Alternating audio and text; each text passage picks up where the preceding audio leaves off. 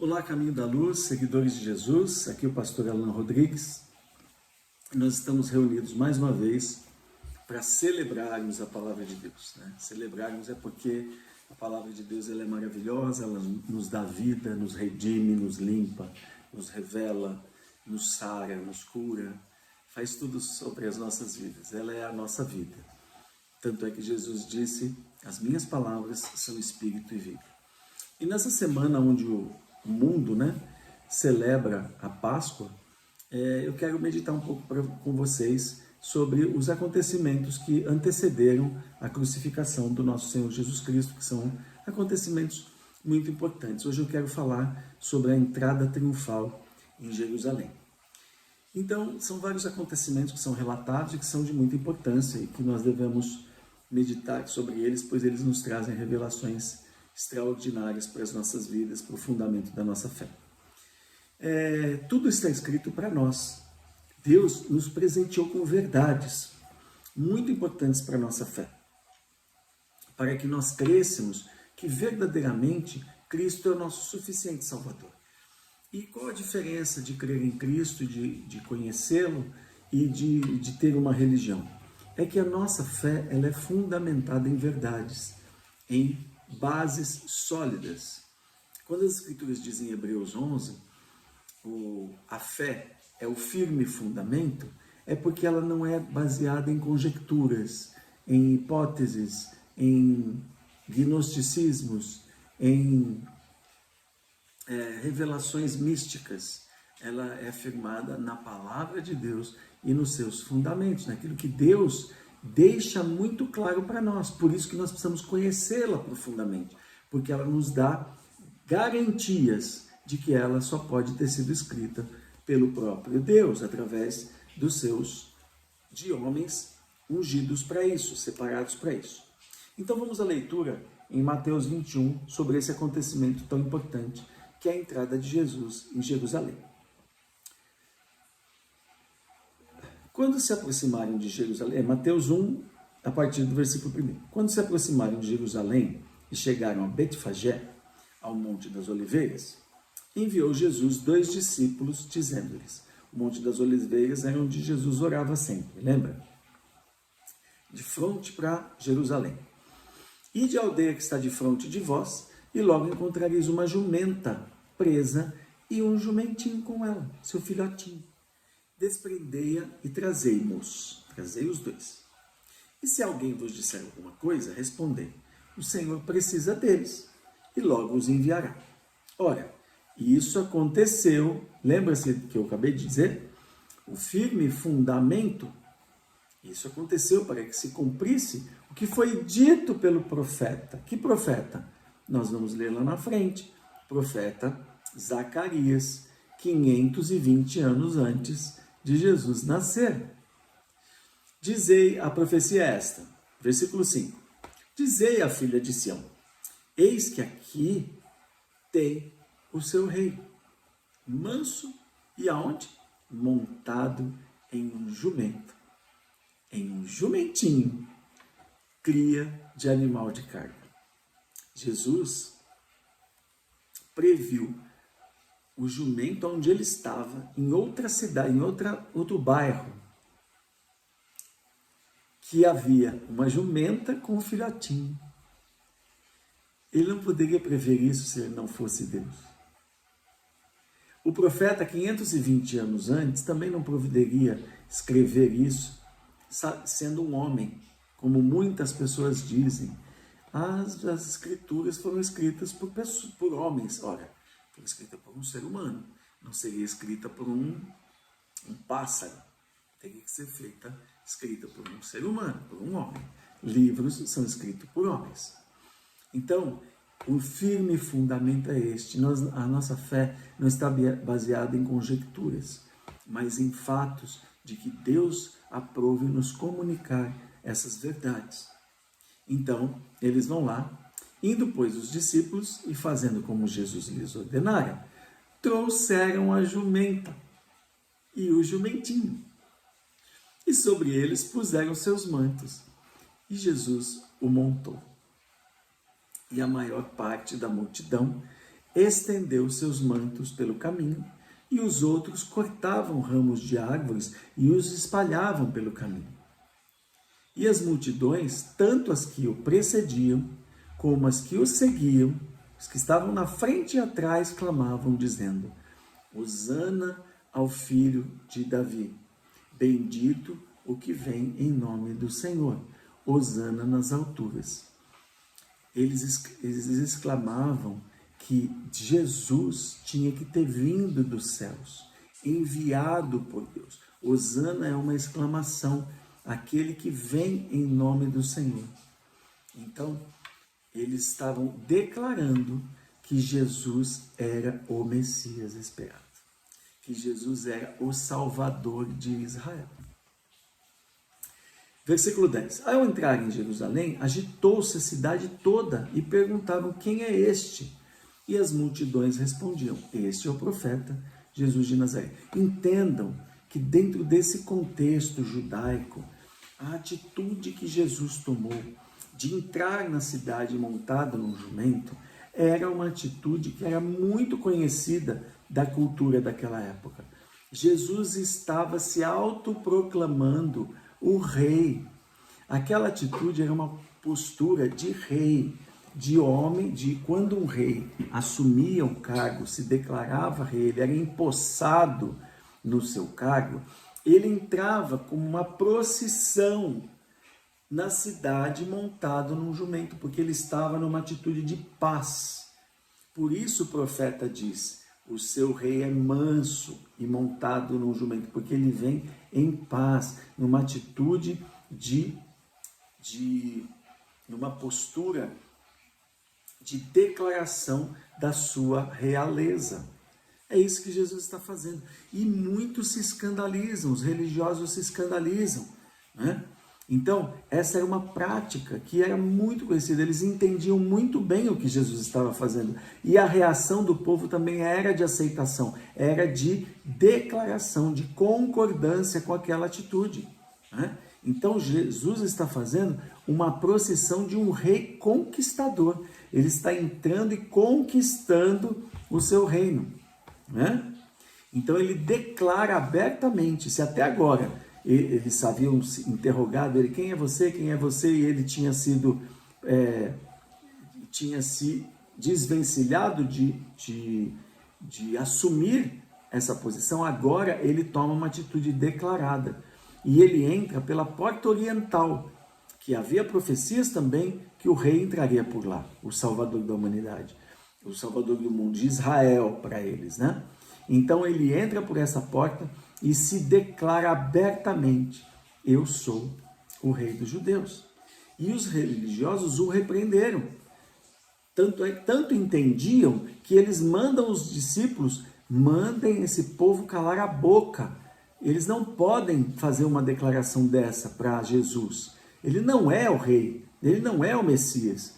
E então Jesus responde: se eles não clamarem, as pedras clamarão, né? Então eles estão entendendo muito bem. Zacarias, 520 anos antes, havia dito que assim o rei dos judeus entraria em Jerusalém, montado num jumentinho.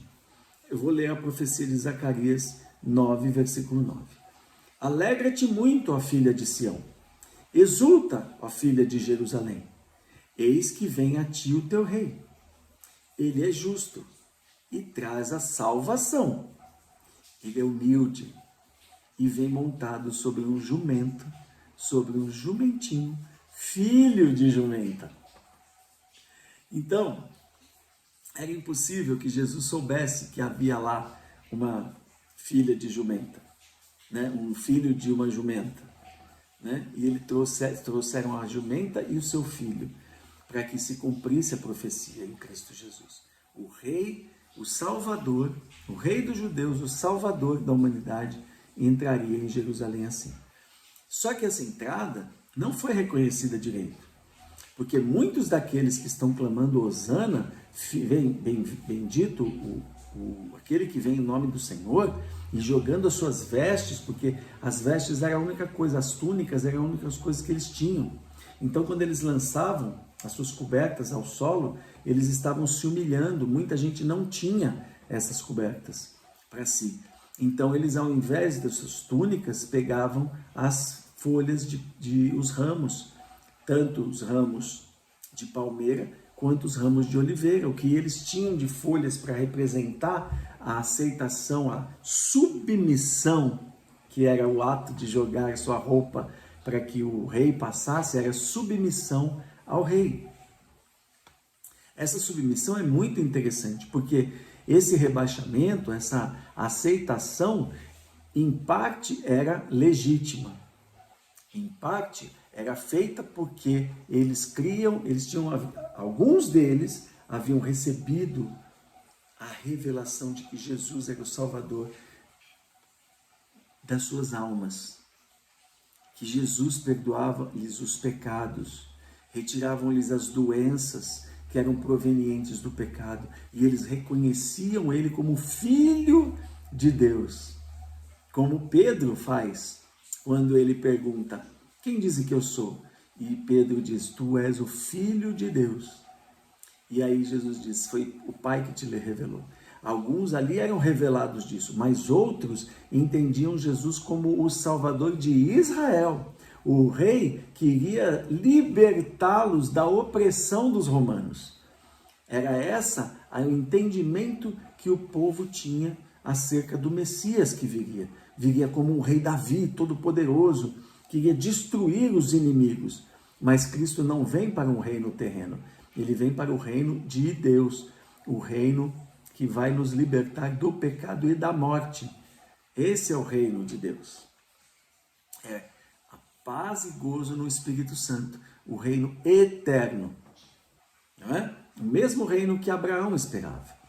Então, a descrição do profeta como humilde nada tem a ver com rebaixamento, porque o jumentinho era um animal inferior. Não é nada disso, porque os reis se montavam em jumentos. Era a cavalgadura dos reis eram jumentos, não eram cavalos.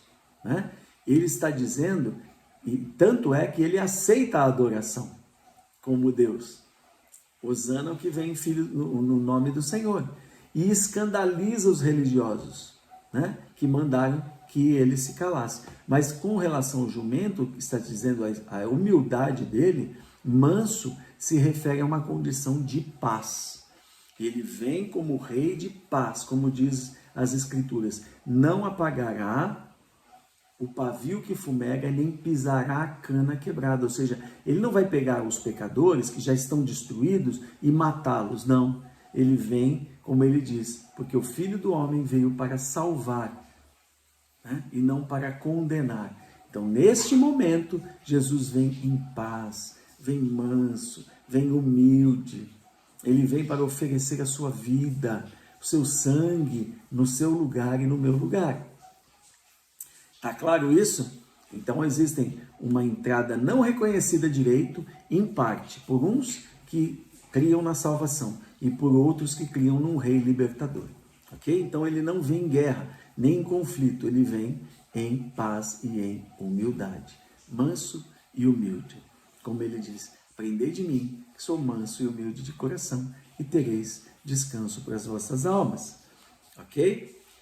Outra profecia que aponta também para a entrada de Jesus está em Ezequiel 44, 1 e 2.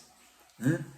Pela porta pela qual ele iria entrar, que é essa porta aí, que ele está entrando, que ele entra em Jerusalém, a porta oriental, que é chamada Porta Dourada. Vamos à leitura. Ezequiel 44, versículos 1 e 2. Então me fez voltar pelo caminho. Ezequiel está tendo uma visão.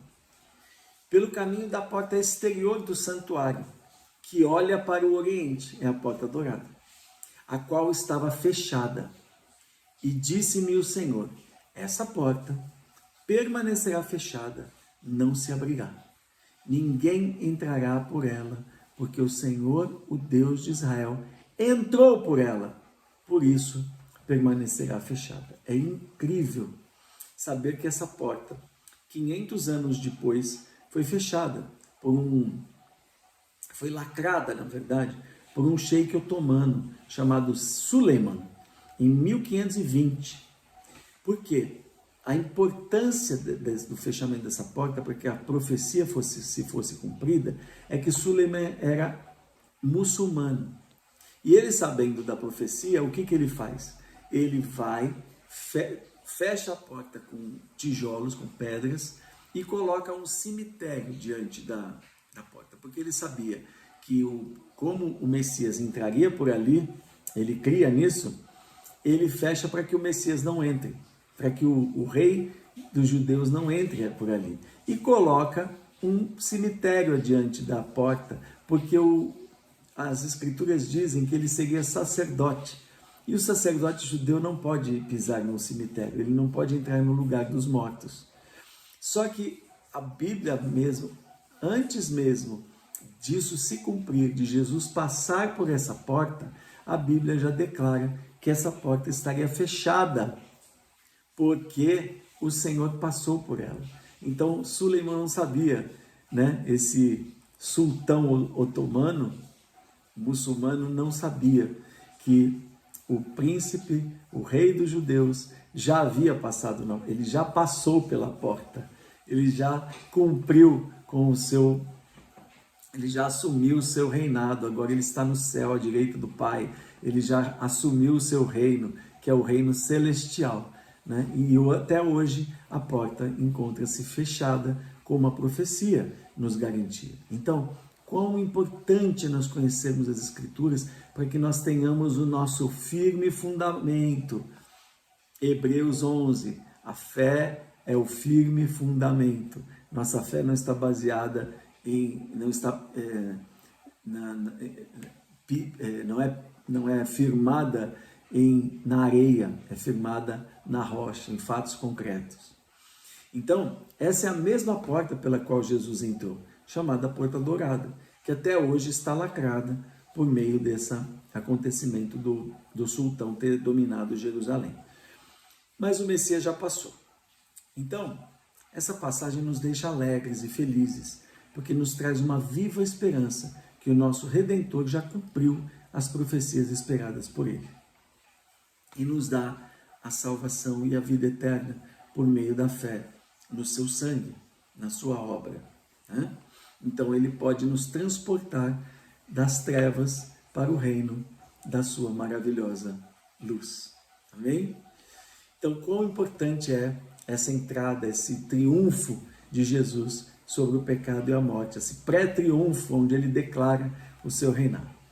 Só que tem um detalhe, essas mesmas pessoas, como eu disse, que agora aclamam Hosana, filho de Davi, que na sua maioria, né, estão gritando ali, né, Hosana, filho de Davi, bendito que vem em nome do Senhor, né, serão as mesmas pessoas que no julgamento de Jesus por Pôncio Pilatos gritarão, crucificam. No seu julgamento, essas mesmas pessoas que o aclamavam como rei estarão gritando, crucificam. E você sabe por quê? Porque ao declará-lo rei lá na Porta Dourada e no dia de Ramos, como se dizem, né, como se denomina, ou na entrada triunfal, eles pensam que ele é o Messias que iria libertar Israel e não o Salvador das suas almas, o Salvador, o destruidor do pecado e da morte, senão um rei poderoso, não é? Que ia libertá-los dos romanos. E quando eles o veem açoitado, espancado, humilhado, eles dizem, esse não pode ser o meu rei, esse não é o rei que eu esperava, esse aí me decepcionou, porque eles acham que o reino dele é aqui, e não o reino de Deus. Eles se decepcionam e pensam, não era isso que eu queria, não era este rei que eu queria. Por isso que quando Pilatos diz, quem vocês preferem, Jesus ou Barrabás? Eles dizem, solta Barrabás. Barrabás está se identificando comigo, com as minhas pretensões, com as minhas necessidades. Eu quero alguém que me liberte dessa opressão, dessa opressão terrena. Entendem como é grave isso que nós precisamos entender e aprender? Sabe o que acontece hoje? A mesma coisa. As pessoas, elas vêm para Jesus. Elas acham lindo o Evangelho. Elas acham Jesus ter morrido na cruz maravilhoso. Mas quando elas têm que se desprender do mundo, quando ao encontrar-se com Jesus, Jesus faz para elas, abre para elas condições para que elas herdem o reino de Deus, sabe o que acontece com elas? A mesma decepção que aquelas pessoas sofreram quando viram Jesus crucificado. Eu vou ter que abrir mão da minha vida, eu vou ter que abrir mão das coisas que eu gosto, eu vou ter que abrir mão dos princípios que eu tenho, humanos, da vida que eu levo, para viver uma vida para Deus, para o reino de Deus? Ah, não, eu não quero. Eu acho Jesus muito legal, mas abrir mão, me desprender das minhas vontades e daquilo que eu quero por causa do reino de Deus, eu não quero. E aí então as pessoas têm crucificado Jesus da mesma maneira, né? Quando o Evangelho diz para elas essas coisas, elas se decepcionam. E aí, o que elas fazem? Elas apostatam. Esse Jesus aí é qualquer um. O que nós fazemos? O que eu faço com eles? Sabe o que as pessoas de hoje dizem? Os mesmos cristãos dizem hoje? Crucificam. Crucificam. Eu não quero viver os princípios desse Jesus. Viram inimigas de Deus. Procuram alguém que diga o que elas querem ouvir. Procuram um Barrabás. A mesma história se repete nos dias de hoje. Não mudou nada. Então vamos a esse contraste, né?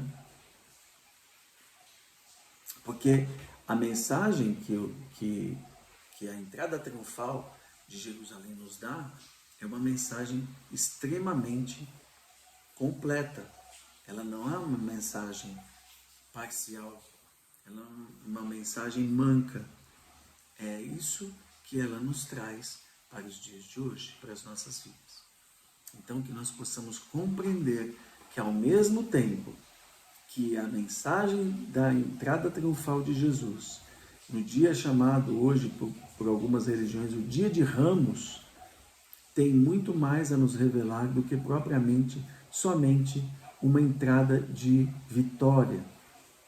Ela é vitória para os que creem e para aqueles que compreendem verdadeiramente o sentido do reino de Deus e o sentido do que Cristo veio fazer pelas nossas vidas. Nem sempre foi nos dar a vida que nós queremos ter nesse mundo, mas a vida que Ele planejou para nós. Uma vida de santidade, de entrega e de abnegação, na qual nós viveremos para Ele e para a glória do Seu nome. E para uns é uma entrada de vitória para a salvação. E para outros, uma entrada de vitória de perdição. Então que nós possamos então tomar nas nossas mãos este sacrifício tão perfeito que Ele deu por nós. Herdarmos com Ele, pois Ele diz, ao que vencer, eu darei sentar-se no meu trono junto comigo, assim como eu me assentei no trono do meu Pai junto com Ele. Amém? Que o Senhor te abençoe e que Ele possa falar ao teu coração. Que você possa verdadeiramente dizer, hosana aquele que vem, bendito aquele que vem em nome do Senhor, compreendendo que Ele deu a vida para que você tivesse vida eterna. E que todas as coisas nesse mundo o Senhor te ajudará a vencer. Mas não foi para este mundo que Ele lhe chamou. Tá bom? Receba então Cristo verdadeiramente como seu Senhor. E viva com Ele para que você seja digno de herdar a salvação que Ele proporcionou para você. Amém? Fique com Deus.